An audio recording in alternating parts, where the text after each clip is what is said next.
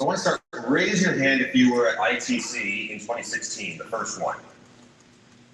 I think you'll enjoy the next 20 minutes. Now raise your hand if instead this is your first time at ITC. All right, I think you'll really enjoy the next 20 minutes. I want to go back to the beginning. Well, not quite that beginning. How do I back it up? There, thank you. So I want to go back to the beginning. What I think of as the modern InsurTech era. The very first ITC 2016. Now, since then, as I'm sure you know, there's enormous buzz about InsurTech. A lot of promise, a lot of ambition, hope, maybe hype. Ambition for InsurTech. It reminds me of a riddle. How do you walk to the end of the world? Answer, one step at a time. Now in 2016, we could see that change was coming. We didn't know how fast, we didn't know how big, but we could see it. But the immovable that was the insurance industry had met the irresistible force of enabling technology. So this seems like a great moment as we look at the change that's been coming to ask the question, are we there yet? Have we actually fulfilled the promise? Has InsurTech had an impact? And to answer that, I'd actually like to take a look backwards. Where have we been? Now, I kind of cheated here. I'm going to see some slides from ITC past to sort of anchor us. Now, at the time, 2016, there was what felt like a paradox. A sort of insurance as an immovable object, slow to change, right? Slow to adopt new technology, made banks look like early adopters. Even the web, very powerful transformative force, had a modest impact at most on the insurance industry. But in 2016, there was so much water behind the dam. There were so many baseline technologies that were maturing, things like the smartphone, cloud, API, satellite data, machine learning, what have you, that even the immovable insurance industry could not resist.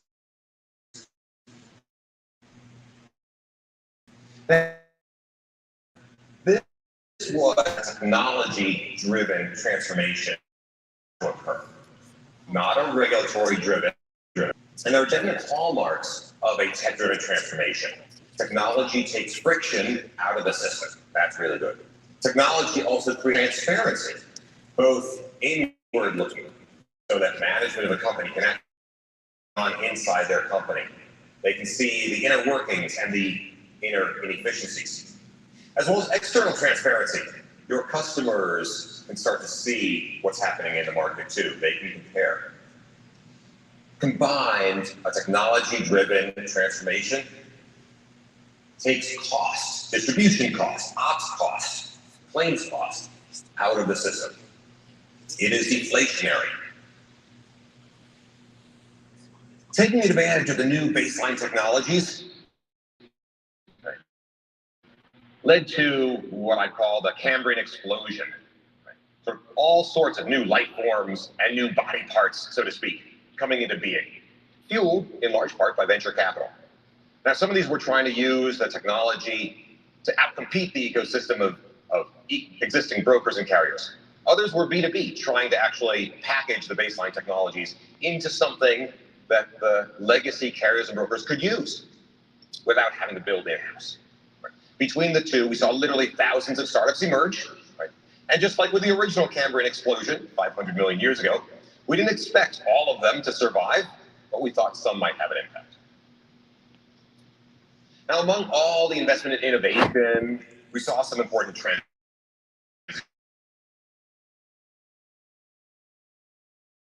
Of a sure. Because it's so good at transparency. Using artificial intelligence, whatever you want to call it, right? Not just to create efficiency, but actually to take some of the mundane work, right, that was happening in the back office. Right? Really thinking of it as the progression from the physical piece of paper to the PDF, to then structured data. Machine learning enables that. There was also some strategies that were a little bit more about creating hype, I think, than about creating real value. Blockchain, sure, really interesting way of maintaining a database, but maybe less important than voters would claim. And there was a lot of desire by the insurers and the insurtechs alike to actually create an interaction model with the insured that resembled a toothbrush, right? They had bank envy. They wanted their customers to be engaging every day, maybe twice a day, like a toothbrush. And I think we've actually seen, no, much more the customers, they want it to be more like a dentist visit. They want it to be, maybe a checkup once every 6 months, as minimize the pain as much as possible and move on. Now, with all these technologies applied to insurance, with all these startups rising and being strategy for how the incumbents should engage. And I think the carriers recognize they have different strengths and different weaknesses than the startups. Like, startups are really good at moving fast and being very focused and have a good culture of risk taking. That's important. They've got to take risks almost by definition. Right? They have the strength and experience, right? The financial resiliency, right? The big data sets from years or decades of experience, and actually a great culture of risk management. Build, buyer, partner. In the last 6 years, we've seen all of the above. Now, it was unclear for the startups if they should actually try to become carriers themselves. For sure. Flexibilities in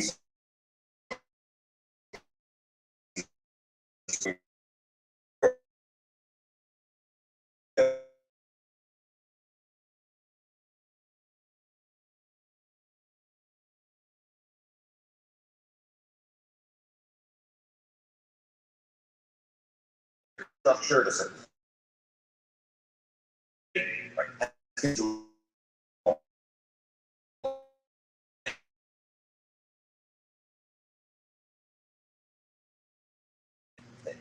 It really, we've seen, at least in the US, typically the successful MGAs, they prove their concept, they prove product market fit, and then they see that the economics are just overwhelmingly in favor of becoming the carrier.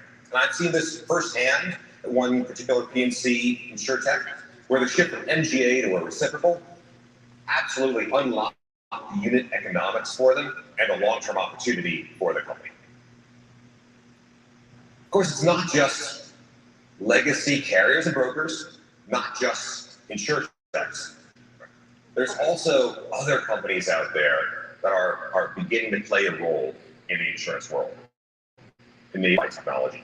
The fintechs, now I've got a fintech background, so maybe I'm a hammer in search of a nail, but the fintechs, they really have, I think, some of they're the ones to watch. They have the scale, they have the data, they have the tech build capability, and they've got the ambition and in some cases the need to build out the full suite of their monetizable products. In the automotive space as well, right, obviously have to point out and keep an eye on Tesla, Porsche, right? We had GM on the stage last year, right? They're all looking and engaging in insurance. So with that kind of retrospective, let's come back to the question. Are we there yet? No, I don't think that we are. For all the energy, for all the investment, for all the great entrepreneurs, and for all the great innovation teams within the carriers and the brokers, here we are. Now, this is a letter from June 2022, so just a few months ago. And my parents are getting a letter from their homeowners insurer, letting them know that they're not going to be renewed for their homeowners insurance. Folks who have seen me at ITC before know I like to keep it personal. I like to have it be real for us. Now, to be fair, this is Florida, which is, a topic unto itself. And what I'm really struck by as an old school risk guy is that this wasn't a repricing. This is a carrier basically firing their customer. So while I love the insurance industry, I actually love my parents more. I think there's more to do. So where do we go from here? What's happening now in the insurance and insurtech space? Well, let's start with the fact that startups and VCs are once again learning a lesson that's been taught many times over in boom-bust cycles. And I can say this with some authority, having watched the dot-com experience and then being in fintech last decade. Scalability is not the same as sustainability. It's profoundly obvious, it's not profound, but we as a venture industry tend to learn it once a decade or so. Scalability is necessary, but not sufficient. I think the hallmark of InsurTech 2.0, which I believe is the era that we are in now, will be unit economics, gross margin, combined ratio, right? There's that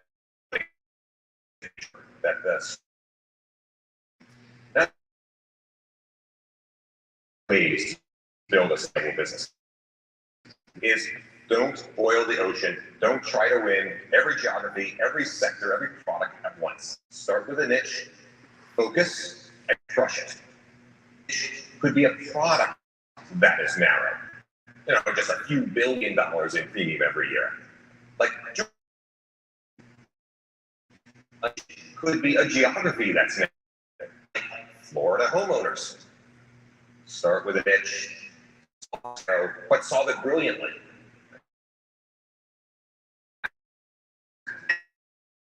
In order to actually expand into adjacency sustainably.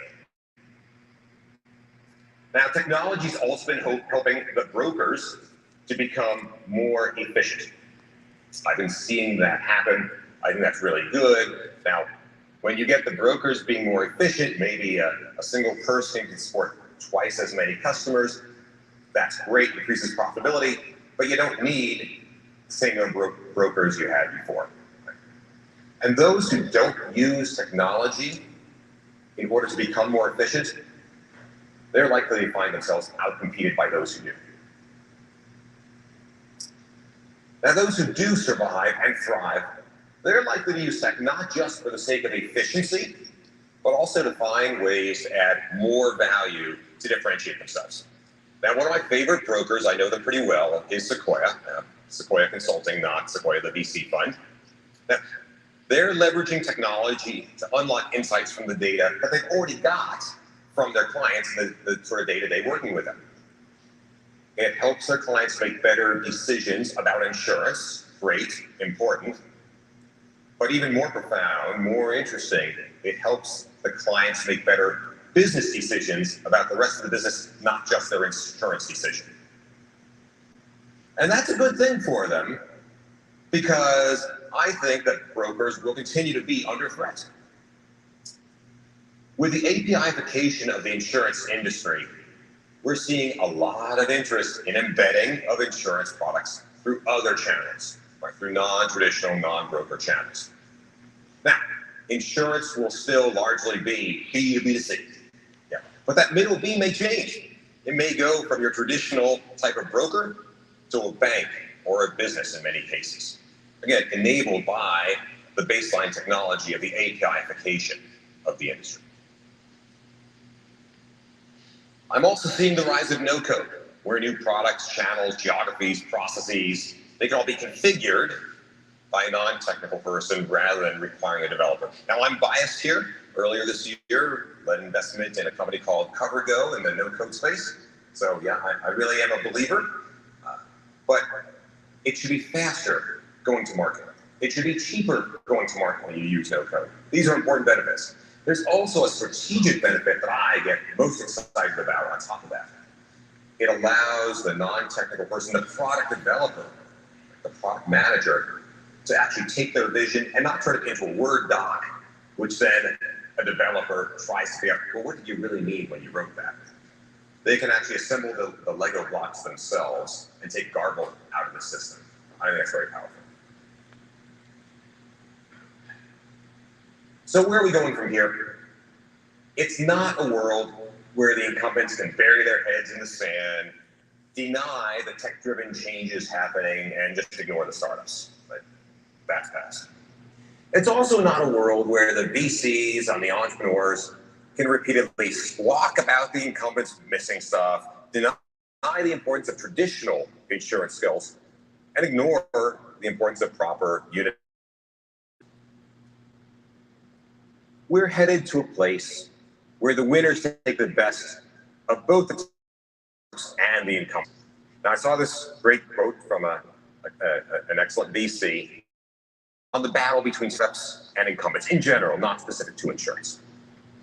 And I think that Alex is exactly right, although I think he's only just partly correct, right?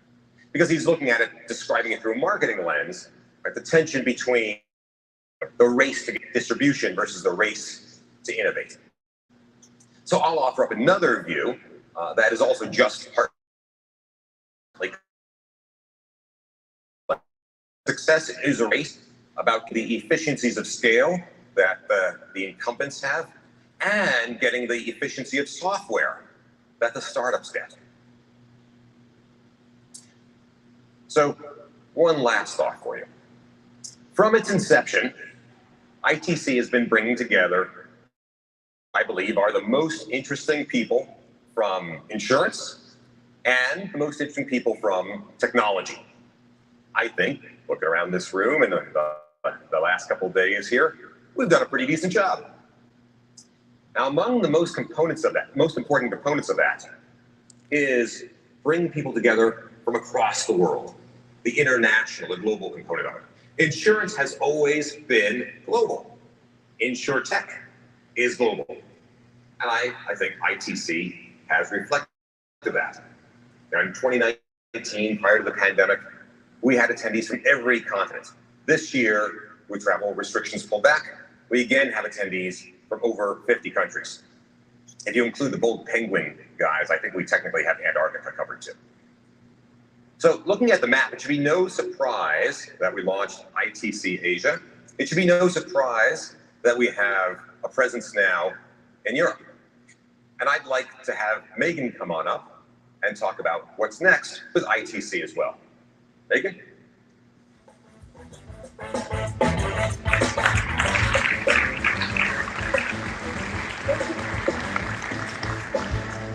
Thank you so much, Caribou.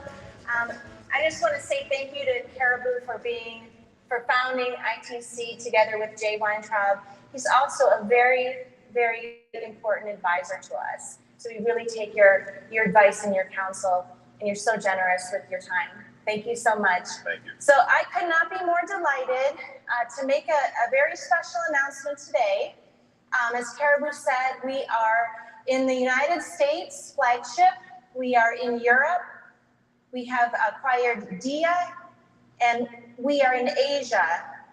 And the announcement today is that we are going to be serving the Pan-LATAM market with the launch of ITC LATAM.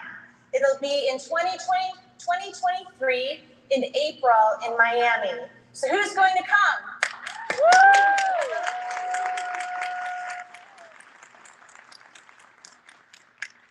Great.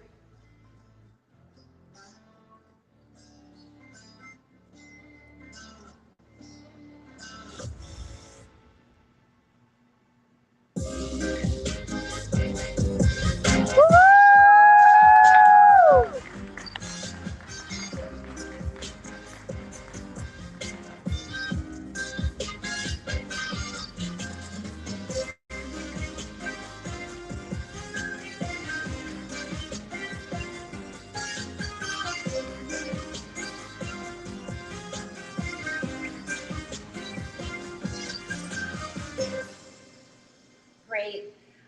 We cannot do these endeavors around the world without partners. And I wanted to introduce a very special partner in our launch into Latin America, and that is Mr. Gustavo Doria Filho from CQCS, who's been a long-standing partner of ITC, a great partner. He brings a delegation from Brazil every year, and he has accepted my invitation to be the conference chairman for ITC LATAM. So please welcome Gustavo to the stage.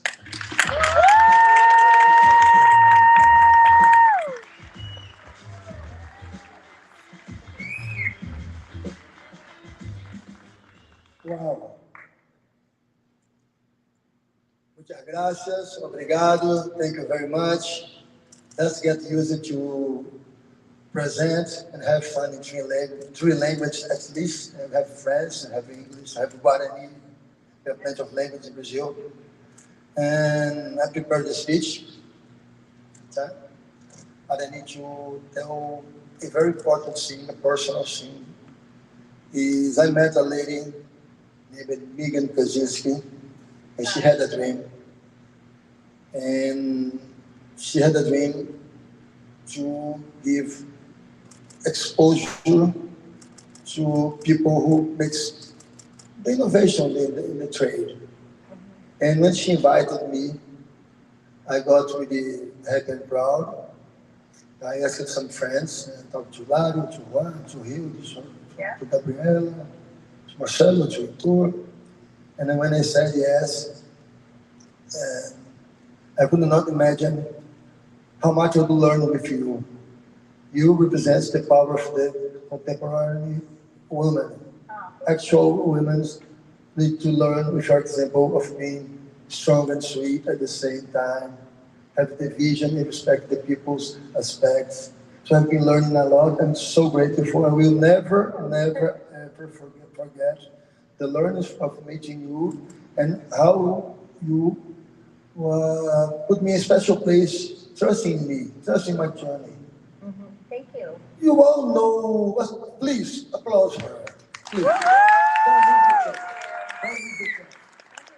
You have seen these 2 days here, the magic of making ITC on the Clarion, with this strong lady driving a Ferrari, was someone driving, the guy just pulled out the car, and she got in the seat, and the wheels, and she made it great. Everybody's loving to be here today. But I came here to talk about ITC. ITC. So many changes from that first moment, so many years. And ITC was a turning point in my life. When I arrived here in 2017, I got surprised, a lot of energy, a lot of people. It was much smaller than today. And I said, wow, I need to be part of it. I want to be part of it. And I were really lucky because the two men in charge, Caribou Honig, who was here, the godfather of the Insurtex, and Jay Weintraub, a genius of building magnificent events, were open to allow more people to drop in the boat. And I realized when I was thinking about coming here, Megan, that Caribou and Jay changed a lot of lives. Many people around here. I can see here Hernan, I can see Hiltz, I can see Gabriela. And for me, it was magic because they opened possibilities for me. I'm over 50 years old man to rethink my life, my company, my opportunities. And they changed my life. You know, they allowed me to make CQCS ITC experience. We have been year over year after year, the biggest foreign delegation here. It was a dream. No one does like that. I had a chance to make CQCS global. The name is CQCS. Became CQCS. They gave me the inspiration to make CQCS in Insurtech Innovation in Brazil in the next months. But I have a big game. They give me the opportunity to realize that I was not only Brazilian, I was Latin American. Proud Latin American. Walking the innovation journey with people like Eduardo Iglesias, Gabriela, Hiltz, Hilario, Marcelo Blay, Heitor O'Hara, and made me change my mindset to realize, wow, that's amazing. We're brothers. No, we are all colonizer. Doesn't matter if you speak Portuguese, Spanish, French from the Guianas. You're a colonizer. You know, you have the feeling to see your ancestral culture in rest. All of us, but we also like spicy food. We like to party around. We all know that football is a game that you play with your feet. A lot of people in the world doesn't know that. And when Clarion decides that innovation on insurance business would be a field to invest, acquiring ITC, US and Asia, acquiring Dia, now it's ITC Europe, they sent to the world a very clear message that ITC is the global field for insurance innovation. That. And when ITC decide to make one special event in Miami for Latin America, there is now another message. Latin America is relevant. We contribute for the future of the innovation insurance. We are people who will help in our way. And now we're introducing the Latin, or the entire global team, everyone.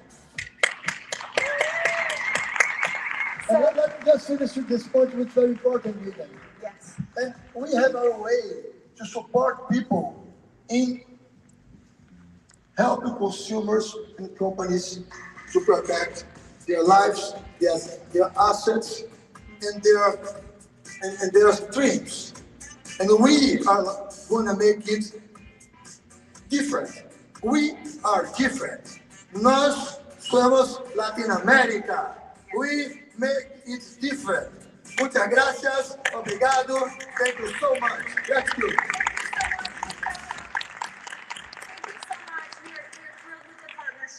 And we're so excited about ITC LATAM. I just want to introduce the whole global team. Everybody knows Bill, but Bill is our Chief Revenue Officer on Flagship and really a key leader all around the world too. We look at ourselves as accelerators and brand stewards.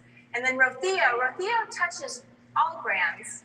Rothio Sariegi, she's the Global Content Director, and she oversees and architects these amazing conferences that we're producing all around the globe. Josh Grossman is the SVP of Partnerships, Global Partnerships for ITC. And Drake Lawhead is the Managing Director for ITC LATAM. Trisha Wong is the Portfolio Director for ITC Asia. Adrian Singh is the head of the Managing Director for Asia, Clarion Asia. And then Phil Hirons is the Portfolio Director for ITC EMEA. Some things could be coming out of that. And then Connor Vickery is leading sales for ITC Europe. So please give them a warm round of applause. And they're here for any Q&A you have about the global events, meet and greets, exchange some business cards. So they're here at your disposal. Thank you all so much for your time. It's great to see you. The expo hall is open. Don't forget the UB40 party tonight. And great to see everyone. Thank you so much.